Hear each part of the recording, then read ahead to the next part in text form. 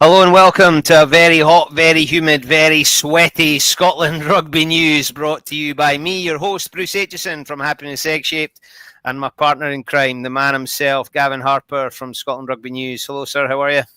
Yeah, all of the things you've just described, very hot, very humid. It's no weather, really no weather for somebody with my complexion. So do my best to stay in the shade where I can, and plenty factor 50 otherwise. See, folk always talk to me about factor. Just go fully clothed. That's me. Like, bun it on, and I'll not be wearing trousers right enough, but it's hot. I might just stay inside for a bit. But good to see you. A quick word from our sponsor before we get started. The Scotland Rugby News podcast is brought to you by S1 Jobs. If it's time to hand in your transfer request, and head over to s1jobs.com and upload your CV today. With thousands of jobs across Scotland, you'll find the one at S1 Jobs. So start your search after this podcast. Before we get to Dublin, let's start in Edinburgh, because there's been a lot of talk this week. Not so much action, but lots of talk. You were at HQ to hear from new CEO Alex Williamson. So give us the rundown, because somebody like me just reads headlines and doesn't do detail. So put some meat on the bone for me. Yeah, okay. So yeah, it was interesting. We met Alex on Wednesday, and he sort of talked us through a whole load of things. So I suppose the first part is, people have seen the headlines about the coaches. So he basically said he was happy with the performance of the three Scottish coaches, or the three pro team coaches. So Gregor, Franco and Sean Everett. Said he wanted to keep them all in place, hopefully beyond the end of their current contract. So Franco and Sean's contracts run out at the end of next season.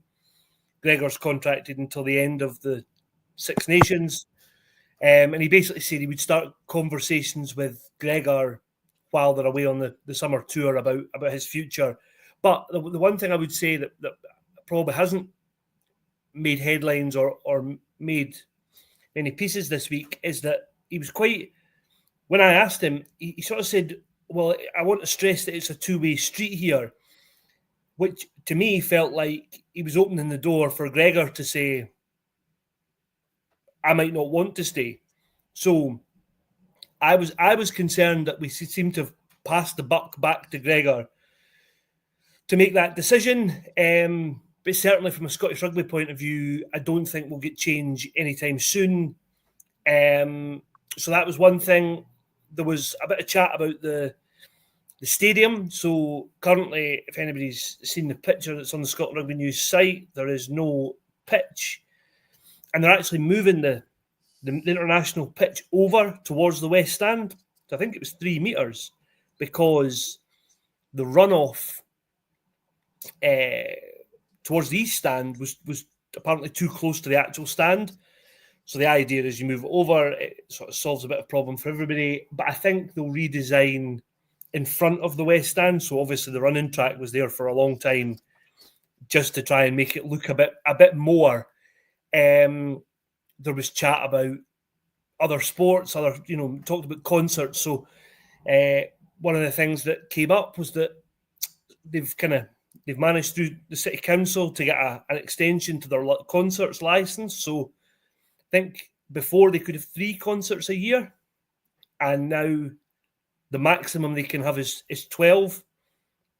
So there was a bit of chat about that, and Alex was kind of saying, well, that actually might... They need to do more. They need to do more of non-rugby stuff to get money in, with his vision being that they break even, I think, next year. So while he was saying that's a kind of cap, there was no suggestion that all of a sudden we're going to have 12 concerts a year. I'm not sure how that would sit with the Murrayfield locals. So there was some chat about other sports. He referenced NFL, UFC, but he sort of poured a bit of cold water on football.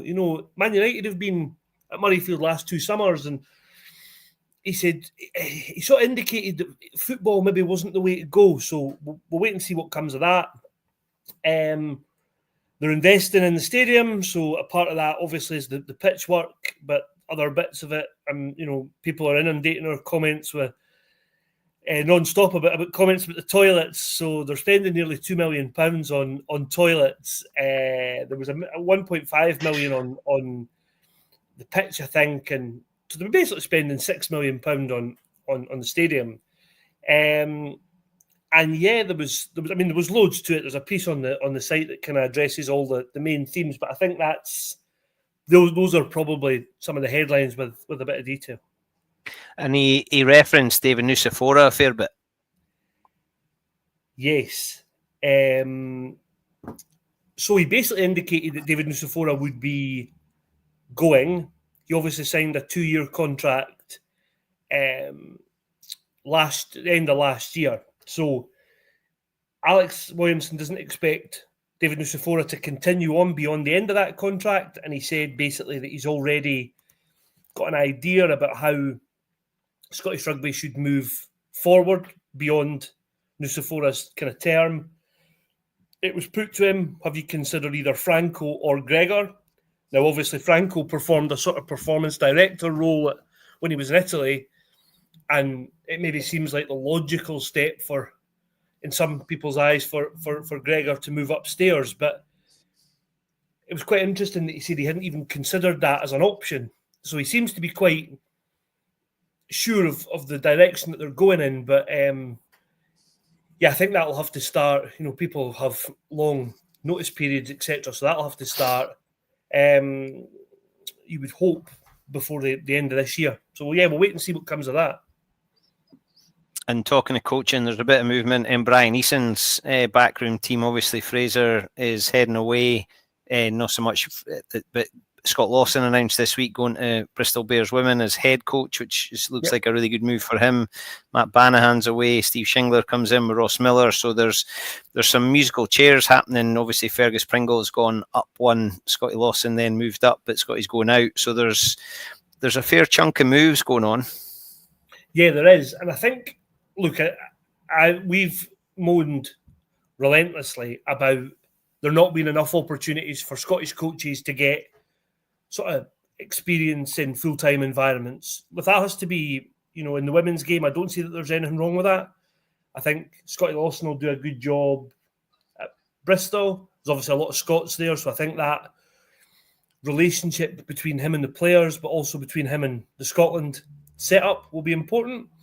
But on the Scotland one, I think it's, there's been pieces over the last since the last podcast we did about women's contracts, and Alex Williamson touched on that during our sort of briefing, but there was no definitive answer. There was no great clarity on that, and I think it now seems like the coaches are saying, well, if everything's a bit uncertain, they have to put themselves and their families and all that kind of stuff first. So, look, I think to lose Fraser Brown and Matt Banahan from the Six Nations coaching team is a significant blow. I think Steve Shingler, don't know much about him as a coach, but he's obviously worked with a few of the Scottish players at Trailfinders, and clearly there's more to come with him signing Rachel Malcolm. But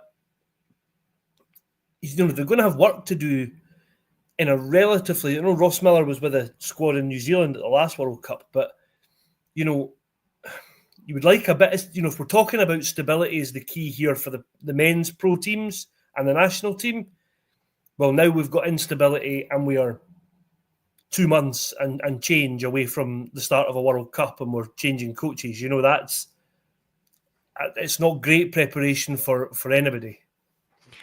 It's a sign, though, of still the women's game is developing, because the men's game it's definitely not set in stone, because there's a lot of things to change and reviews to happen. But the men wouldn't, I doubt we'll see the men's team in a similar situation in the run up to the 2027 World Cup, for example, being 2 months out and all of a sudden Steve Tandy's away and John Dalziel's away, and so it's a sign. There's also that bit of what is it going to look like after the World Cup? Is it performance dependent? I'm asking these questions and I'm not sure if I'm getting an answer from you or if MD knows the answer, but is the World Cup performance dependent on the funding that goes into it? It's that, when I was a PE teacher, after the Olympics in London, they withdrew a whole load of money towards basketball because the performance, and you're like, well, how's basketball going to get better if it's not got funding? But because it didn't perform, it didn't get the money, and we get into that kind of lottery idea of, if you get medals, you get funding, but how do I get medals if I'm having to... And I don't know, I'm talking from a really naive standpoint here, but I worry that if it's hooked on performance, we're going up against some pretty quick moving developing nations, but also some well-established nations. And if that's our yardstick, it's a difficult one for me to fully understand. Yeah, and I agree. And I think there's part of the issue here is that, from a performance point of view, David Nucifora's work has all been focused on the men's game. And the idea is that you'll start working on a plan for the women's game post-World Cup.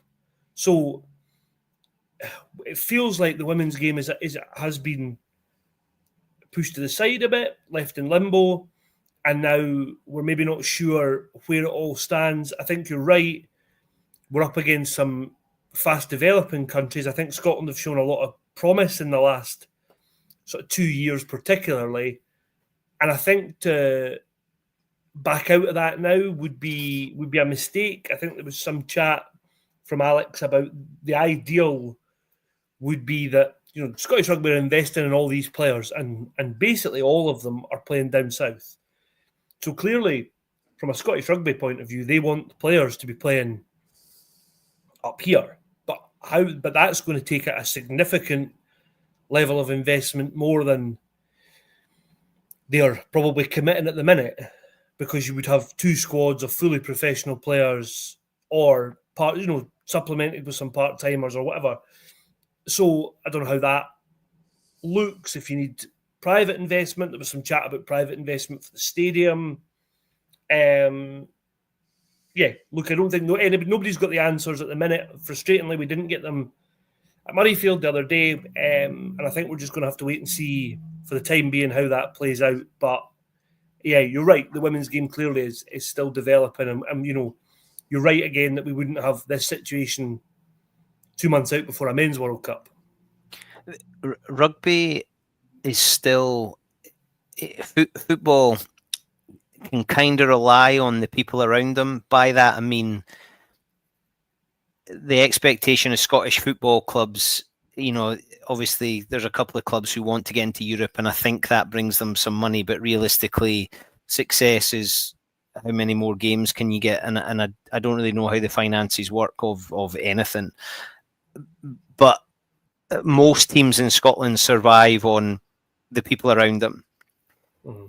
Rugby, it looks to me like nobody is able to be sort of self-sufficient within their country's boundary. If you see, and I maybe need to expand. Yep. So the French clubs have the top 14, of course they do, but they also need the European and they need the internationals to fund what happens.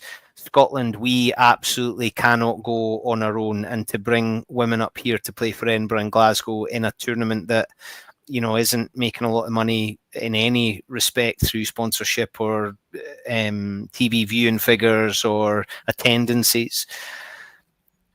So I wonder what the conversations are amongst Rugby Europe, amongst the URC. We've spoken before about the A-League playing mirror fixtures to try and develop what's underneath and give all those professional players who are around, and maybe players who are on part-time contracts, chances to play.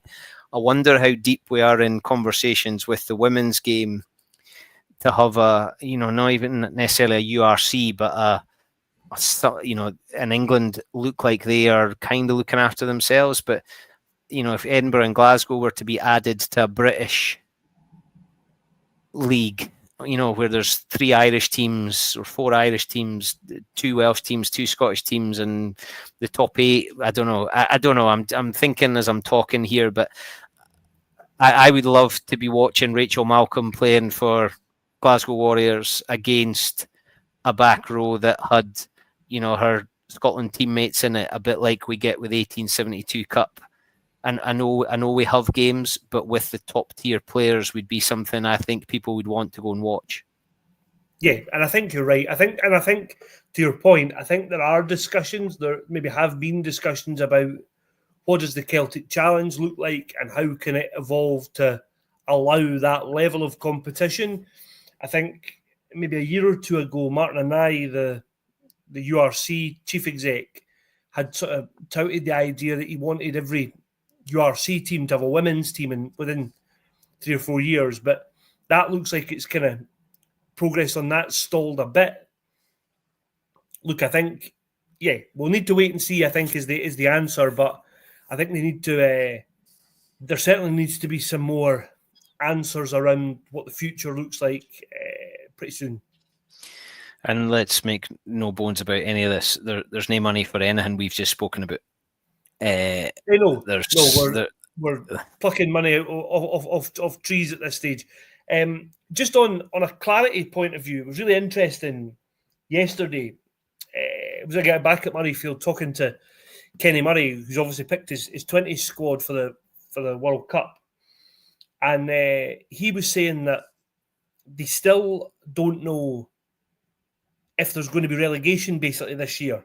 You know, the tournament starts in 9 days, or Scotland's first game's in 9 days, and the Scotland head coach is still unsure whether there's going to be any sort of relegation, because there's chat of the tournament moving to 16 teams, which would mean whoever finishes bottom this year would be safe. Now, obviously, we'd like to think that wouldn't impact Scotland, but I think, you know, let's put a realistic hats on, and the pool stages with England, Australia, and South Africa look pretty tough. So, yeah, I think it's an interesting point that, you know, there's all this talk about growing the game and all that kind of stuff, but actually from the top down, the messaging's so unclear. You know, how can a head coach be going to a tournament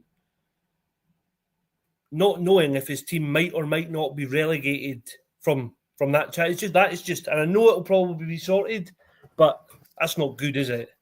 No, it's and talking about realism, the realism is, you know, our age group, we are a really small nation, and there's still a lot of snobbery even around what our main national teams can do. Just because we're Scotland and we've been there since the beginning, it doesn't give us any sort of divine right when other nations are catching. And I mean, look at Sevens, we're disappearing, and we started it. Anyway, well, thank you for clearing some of that up. I don't know if you cleared it up, but you certainly made me aware of it. It just, yes. It's not, I don't know if it's messy. It's just, we're lacking a lot of clarity, and that's what we all want. We all want to know what we're going to get. So for Alex Williamson to say, I'm happy with the 3 coaches, at least we now know, right, those 3 coaches in post, let's stop moaning about it or questioning it, right? He's laid his cards on the table, right, now go and prove yourselves, and let's, you know, hopefully they're able to take some encouragement from that, right? Let's get on with it. I can focus on the job now. I'm not looking over my shoulder or waiting for the meeting in the big dog's office. So I hope that comes. Let's jump across to Dublin. I had the chance to go, couldn't make it work. I'm getting sick of seeing stuff. I might just switch myself off, he says, wearing his Lions top. First team named, obviously, it's a difficult one when you see things like Van Porfleet getting added to the squad, and it just upsets folk. And I have to admit, all of this, another pod for another day, a rugby calendar, so that everybody, you know, and too much rugby. And but I have to start with I told you so. Yeah, what were they calling them? I can't even say it. Aki Polotu, yeah. Is that it? Aki Polotu, I think. Yeah, look. Do you know what I like? Right, so. People are so funny. Like, social media is full of absolute nonsense. Most of it generated by me, but social media is full of absolute. But some folk are really funny. I've seen some belters. Like, oh, come on, Andy. These people have got families and stuff. Like, and it's tongue in cheek. It's just funny. I think I've seen so many things that have made me laugh. And putting Bundyaki and Sione in the centres together, I would love them to be mic'd up. Like now, like all week, I would like forget whatever that full contact, right? just follow Bundy and Sione around. I think that would be TV gold. Do you know what though, right? And that's a fair point, but actually, like my first sort of memory of watching any kind of rugby, whether this is a good thing and reflects well on my sort of family or not, is another issue. But I remember sitting with my parents, or my dad in particular, and watching the 97 Living with Lions documentary. And it just, the whole thing off the pitch, on the pitch, was a total hook. And I worry now that kids watching clips on, I know viewing, like, the way people view stuff is now different, and people like TikTok and all that kind of stuff. But I worry it's all so diluted. I saw a video the other day. It was a few of the Lions boys, and they were being asked, like, who's the worst dresser? And, like, they hadn't even met each other yet. It's all so fake. Where actually, why not stick a camera in the room and just let it run? And I know there's all that stuff still. It sort of exists. So many things about that 97 one were hilarious, that because folk didn't have phones. So there's the bit of Doddy going to Rob Wainwright's room to hand him the one camcorder. Yeah. Like here it is, now it's your turn. And having, giving it to John Bentley, and like, just it was so real. There was, and obviously there's bits edited out, and we've all heard stories about stuff that happened that was off the camera, but that's fine. That's what tours should be. I didn't want to see everything, and like I hate cameras in changing rooms. Like, get rid of them. I didn't need social media in the changing room. That's to me, that should be just us, and that's never going to happen ever. But I think the one thing I would say is that the bits you want to see, and this is what and we've talked about this before, but the full contact thing was a disaster because the access was so bad and it was so limited that nothing that, even though it came out a year after the championship, there was nothing about it that a non sort of hardcore rugby fan said, "Oh, that's interesting." It was dull. There was no behind the scenes. There was no team meetings. There was very little training. It was, and the training that they did show was all sort of really head and shoulders. Like, it was terrible. And I think we're in danger of doing something similar. Like, sell the Lions. If people are saying, "Oh, does the Lions have a place in the kind of modern calendar?" Well, use something like a documentary. Give a Netflix, or if they want that exposure, go and sell it anyway. I'm away on a total tangent here. I can't wait for the game tonight. Yeah.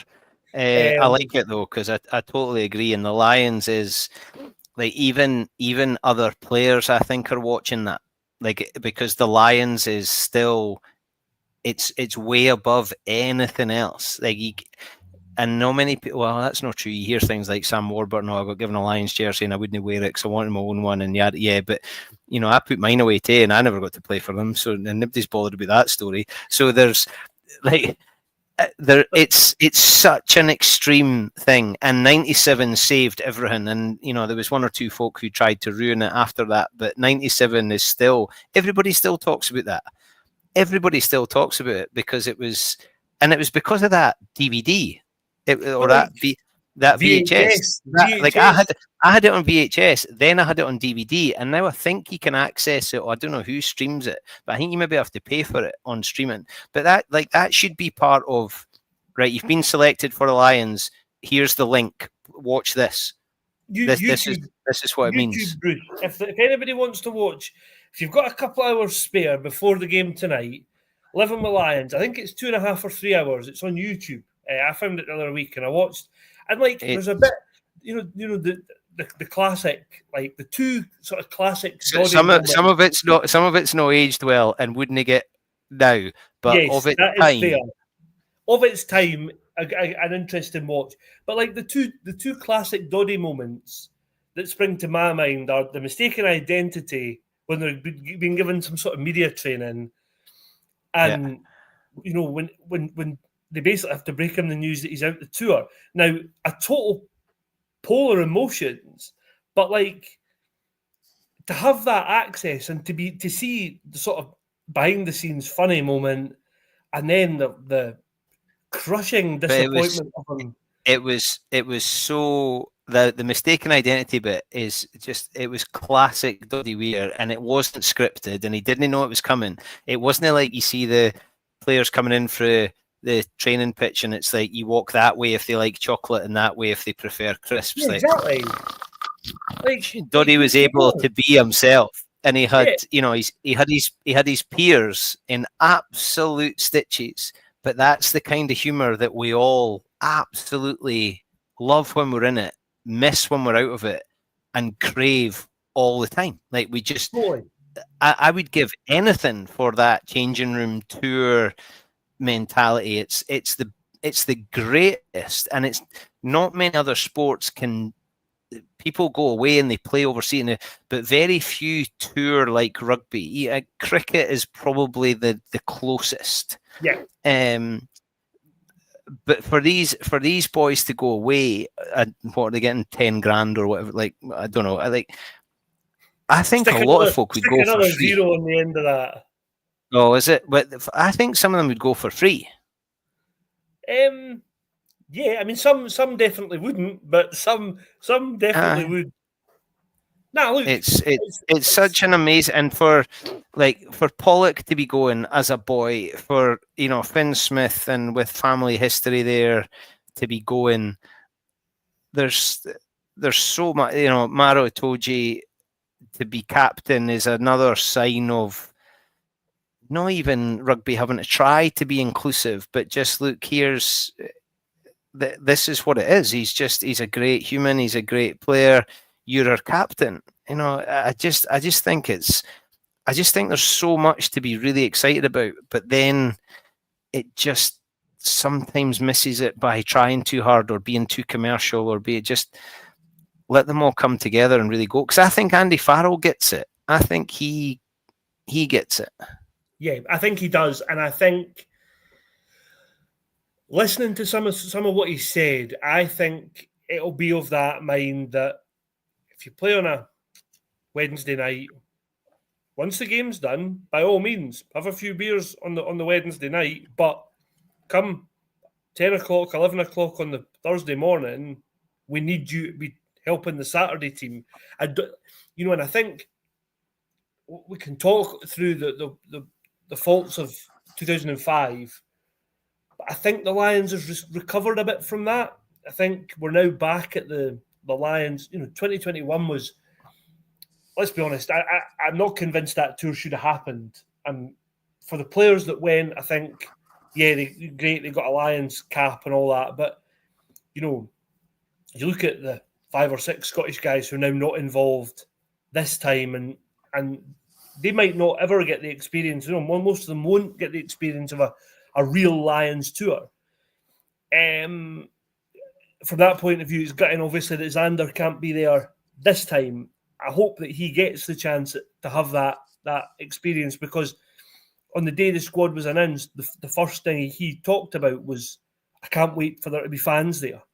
So obviously 4 years ago was different. Well, look, I think it's going to be good. I think the Scottish, by the looks of things, Tag Furlong and Xander Fagerson might be in the squad in 4 years' time.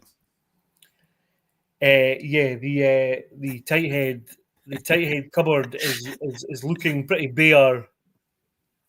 I was just going to say there, the interesting thing I think for me is that the Scottish perception of the Lions. I'd be interested if folk are watching this to hear the SRU chat, or to hear about the Lions, or because I think for a long time under sort of Gatland's first couple of tours, there was a bit of sort of apathy towards the Lions, because there wasn't a huge number of Scots involved. Obviously, this team for tonight is heavily English influenced, but I think when they're playing in that sort of red jersey. I don't think it matters, but it'd be interesting to hear if other folk have strong opinions, and how that kind of develops. The one thing I would say that's been made a lot more of this year than I remember even 4 years ago when Duhan was in the squad is this notion that there's too many foreigners. I never ever remember people saying, "Well, hang on a minute, Marco Vunipola shouldn't play for the Lions. This is outrageous." But Sione's been questioned loads and loads of times, and again, I think the sort of family tie there is lost a wee bit, which is a shame. But again, I'm on my soapbox and on a tangent, so yeah. No, I get it. The team, so up front, probably nothing that outrageous. I think I've played more minutes than Tag Furlong this season, but he gets to go on the bench for the Lions, so I'm still waiting for my call, Andy. From a Scottish perspective, it's obviously great to see Pierre and Scotty Cummings on the bench and both becoming Lions tonight, which is pretty spectacular. I know Pierre grew up elsewhere, but Scotty Cummings is, the Glasgow Hawks are, I think every 10 minutes they're posting another picture of Scotty Cummings jumping in a line out wearing a Hawks shirt, and they wonder what a brilliant thing. And Pierre, you'd struggle to find a more popular human. And I've spoken to Edinburgh players and Scotland players and said, "Come on, he must be a pain. Like there must be something wrong with him." And they're like, "Nah, he is everything that everybody thinks he is." So I would imagine he's becoming a Lions rock star already. Yeah, I saw a quick social media clip of him, and he sharing a room with Finn Smith, and there was a bit of Pierre being Pierre, and I just thought he's bound to be. I think Duhan was trying to suggest he'd be a bad roommate, but do you know what? I think they'd be worse on tour than Pierre Schumann. Look, I'm pleased for him. I think he deserves it based on his performances for Edinburgh and for Scotland. Scott Cummings, I think, I said this when the squad is announced. Scott probably thought, or he did think his chance was gone when he missed the Six Nations, but actually it shows that he was so badly missed by Scotland that he probably chances didn't kind of suffer at all.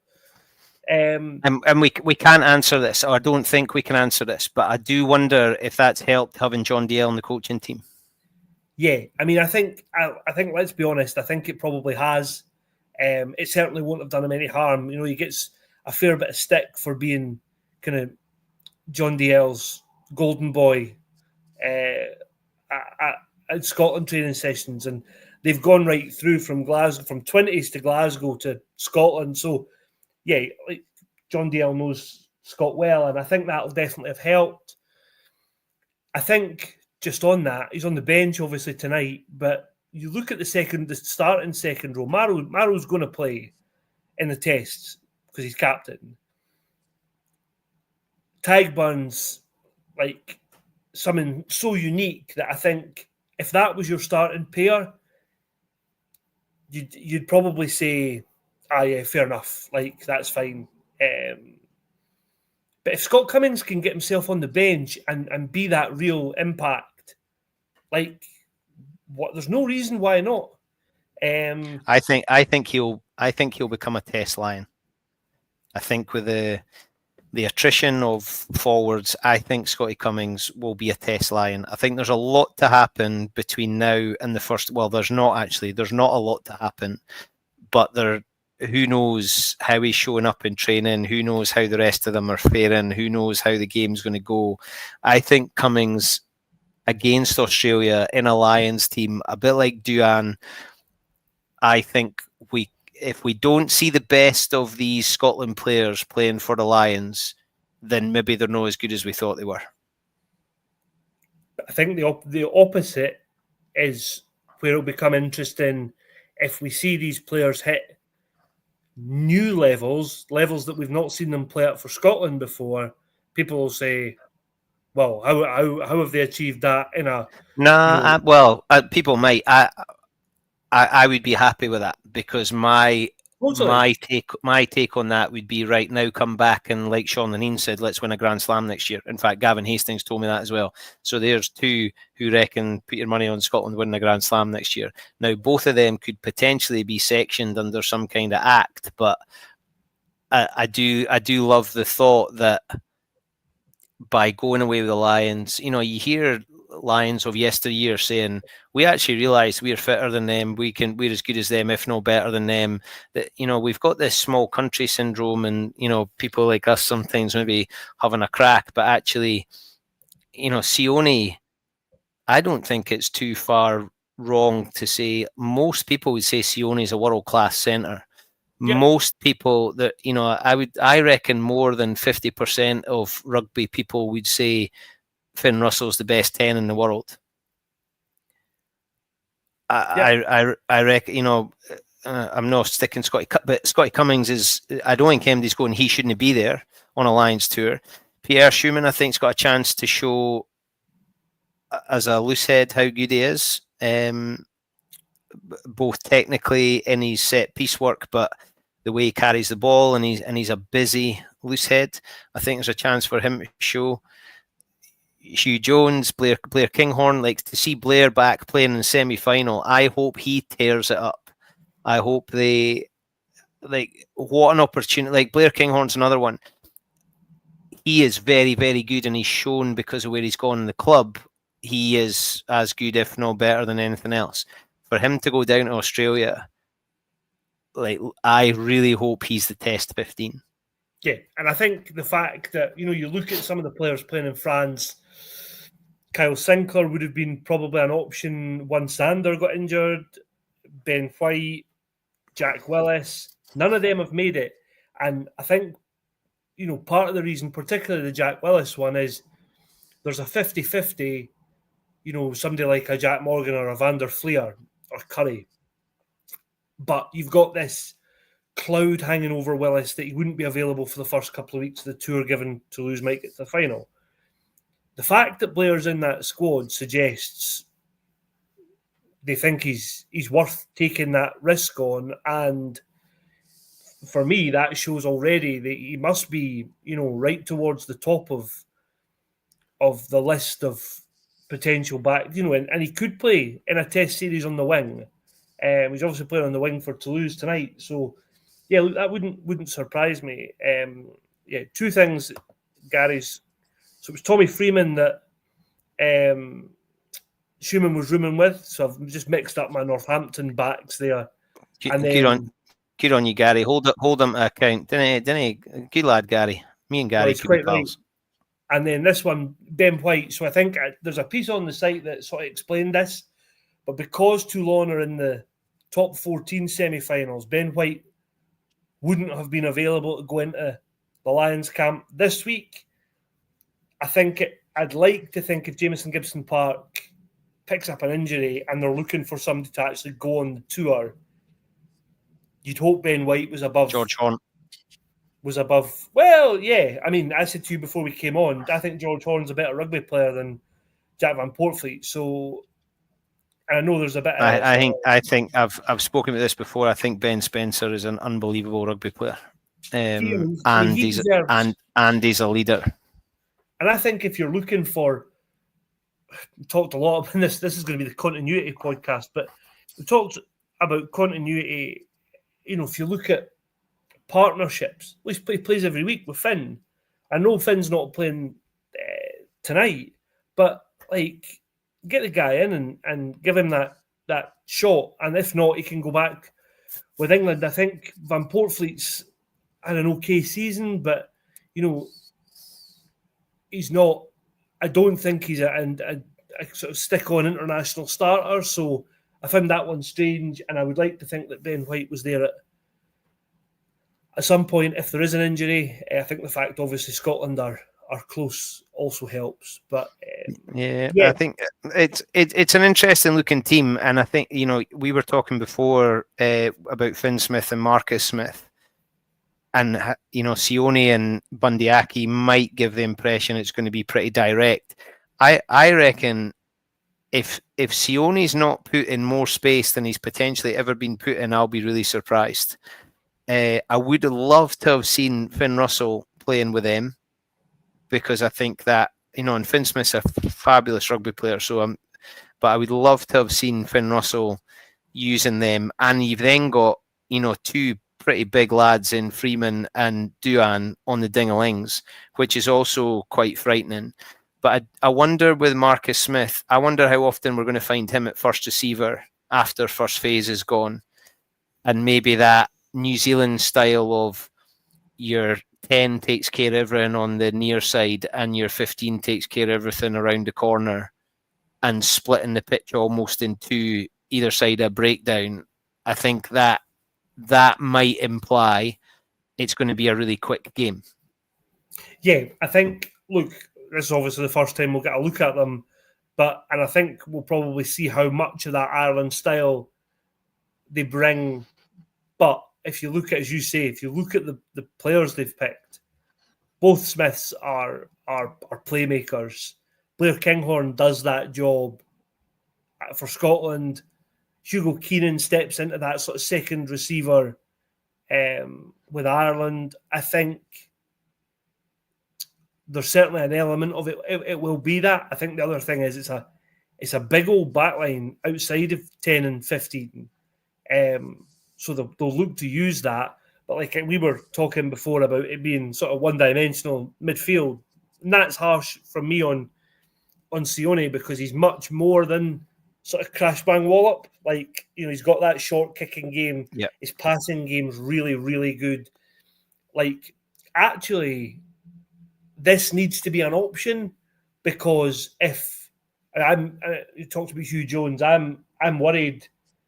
I'm worried that Hugh Jones isn't in the team, given that he's had a week in Portugal and a week in Dublin, and they thought, you still aren't right. We'll save you for. He's going to have to play next Saturday.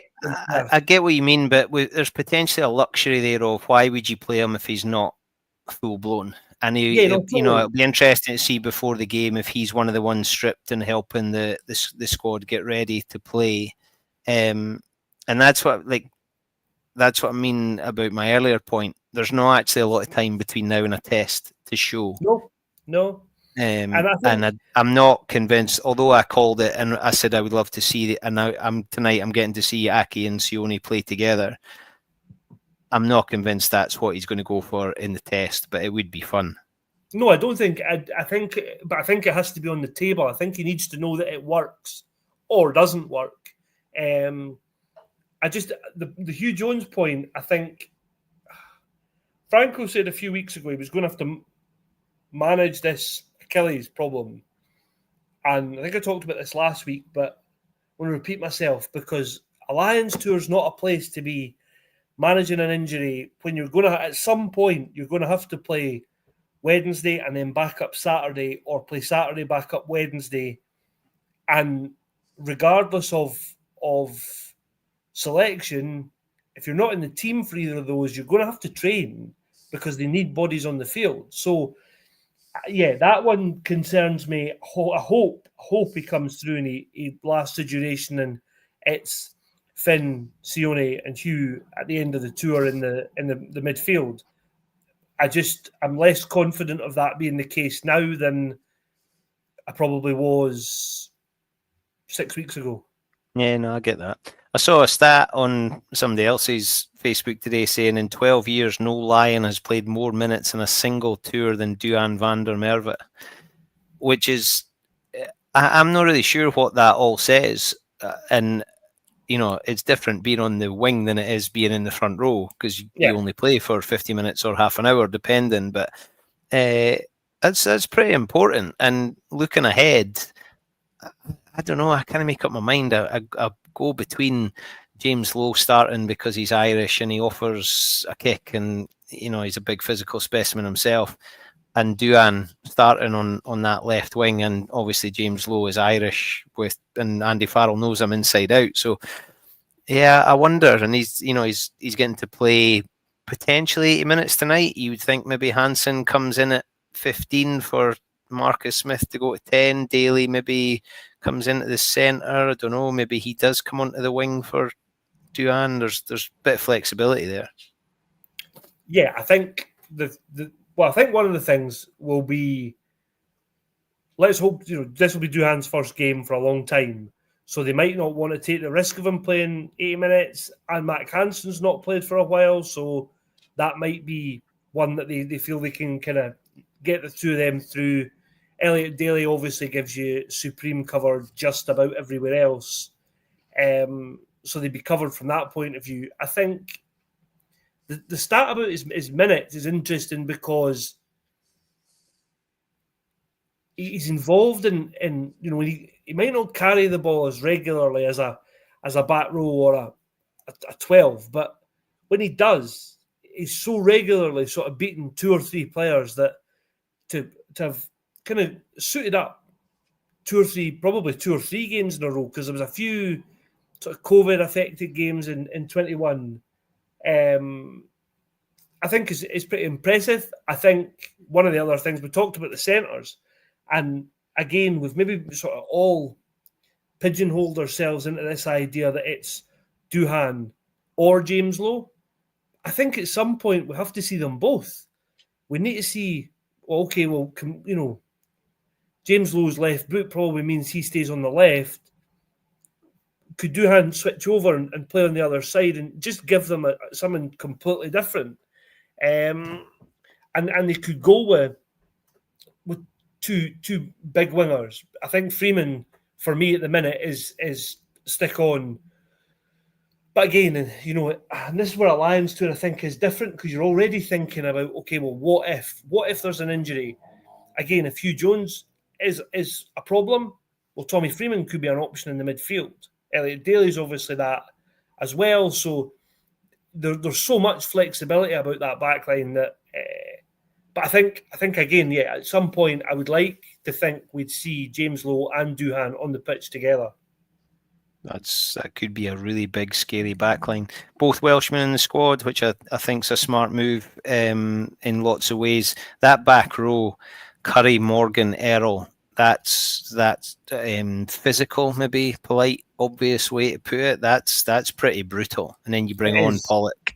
Yeah, it is ferocious. I think the one area it doesn't stand up that well is obviously the line out. I think that will put a lot of, I presume Marrow will be the line out caller. So he's, him and Ty Byrne are going to have to work pretty hard in there. I think if you were going into a test series, I just think you need another line out option, but I'm not sure who that is. And actually, somebody like a Jack Conan or maybe a Jack Morgan could play that role. So again, keep an eye on that one tonight. Who else catches the ball other than Byrne and Itoje? Exactly, and I think that'll tell us a lot about how. I hope there's a real tempo about it, though. I hope there's a let's get in, get set, get the ball away, and let's play. But there's muscle there to be, to catch and drive and challenge the RJs up front. Yeah, there has to be, because I don't know if you were at the game at Murrayfield 4 years ago. I was indeed. And I just, I really enjoyed it. It's, the first time I've seen the Lions play. Obviously, it was the first time we were back in the stadiums. But it was a wee bit flat. Because Japan didn't provide the level of opposition that really the Lions needed. And I think they scored a couple of quick tries, and really the game was probably done by halftime. I think everybody in Dublin will want a nice, easy, straightforward win, straight to Temple Bar for extortionate pints of Guinness. I think Andy Farrell will want a proper test match, so that at the start of this he can see. He maybe won't want a repeat of what the game was like in Cardiff 20 years ago, when Wilco had to kick a penalty and salvage the Lions a draw. But no, look, I think they want a proper, as close to a proper test match as they can get at this stage. Yeah, I hope they do. I think it's one of those things that, Argentina are not going to get to play against the Lions other than in a situation like this. So they've got absolutely nothing to lose and everything to gain. People say, players in Australia only get 1 in 12 chance to play this. Lions, depending on where you land in your career, this is your one and only shot. Well, all of that's true, but for Argentina, who knows when they get to play this again. So I think it's a great opportunity for Argentina to have a crack. So potentially tonight we've got Duan's been a Lion before, so potentially tonight we're getting a new Lion in Sione, Cummings and Schumann. So 3 new Scottish Lions to add to the collection tonight, which is a good thing. Yeah, it's a great thing, and look, I hope they all go well. I hope first and foremost they all get through it without injuries. Yeah, they all want to be on the plane. Yeah, and then let's see where they're at this time next week.